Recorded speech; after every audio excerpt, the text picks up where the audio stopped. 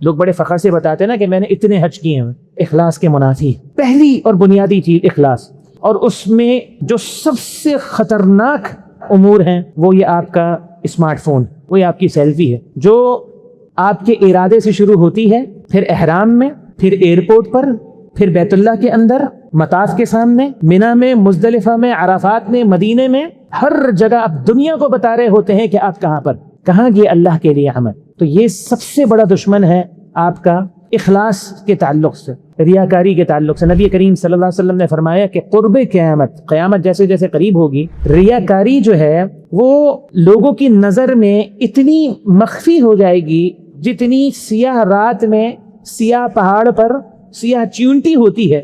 کیسے اللہ کے پیغمبر نے مثال بیان فرمائی، کیسے نظر آ سکتی؟ فرمایا کہ ریاکاری بھی اتنی مخفی، لوگوں کا اندازہ نہیں ہوگا کہ وہ ریاکاری میں مبتلا ہو رہے ہیں. اخلاص جو ہے یہ بنیاد ہے.